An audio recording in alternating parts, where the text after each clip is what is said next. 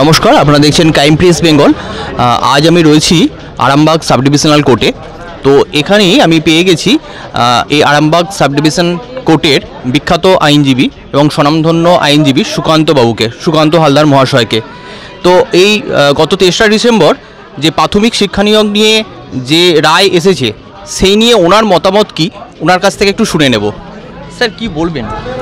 দেখুন, ইতিপূর্বে একটা হাইকোর্ট রায় দিয়েছিলেন, পরবর্তীকালে গত ইংরাজি 3রা ডিসেম্বর সেই রায়কে চ্যালেঞ্জ করে রাজ্য সরকার গিয়েছিল এবং সেই রাজ্য সরকারের আপিল বা সিদ্ধান্তকে চ্যালেঞ্জ জানিয়ে তখন যে রায় হয়েছে তাতে 26,000 যে শিক্ষক, যারা প্রাইমারি শিক্ষক ছিলেন, তাদের সেই সময় যে চাকরি চলে গিয়েছিল সেটা পুনর্বহাল হয়েছে এবং সেখানে জাস্টিস তপব্রত বাবু ছিলেন এবং সেখানে উনি ওনার যে জাজমেন্ট সেটা প্রোনাউন্সড করেছেন। তাতে বলেছেন যে যেহেতু তারা দীর্ঘ 9 বছর ধরে চাকরিতে বহাল ছিল এবং তাদের পারিবারিক যে ইকোনমিক স্ট্যাটাস বা পারিবারিক বিষয়টাকে মাথায় রেখে তাদের চাকরিতে বহাল রাখা হোক, সেই বিষয়টাই তুলে ধরেছেন।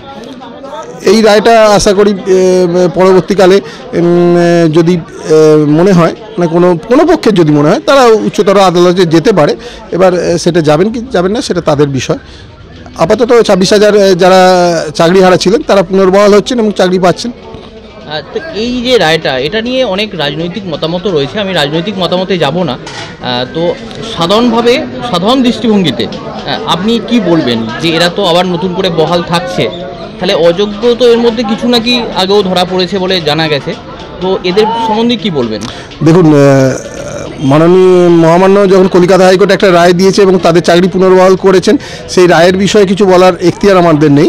কিন্তু হ্যাঁ, আমাদের আইন ব্যবস্থার মধ্যেই যে কোনো রায়কে চ্যালেঞ্জ করা যায় এবং সেই রায়কে চ্যালেঞ্জ করলে পরবর্তীকালে সেটা বহাল থাকবে কি সেটা খারিজ হবে সেটা ঊর্ধ্বতন যে আদালত সেটা স্থির করে। তো এক্ষেত্রেও তাই হয়েছে, যেখানে ইতিপূর্বে যে রায় হয়েছিল সেটাকে চ্যালেঞ্জ করা হয়েছে এবং বর্তমানে 3/12/2025 তারিখে যে রায়টা হয়েছে সেটা এই মুহূর্তে বহাল আছে।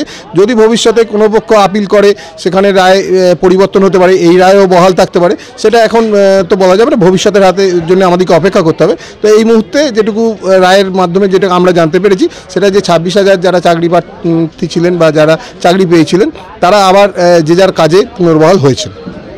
ধন্যবাদ আপনাকে। ধন্যবাদ আপনাকে।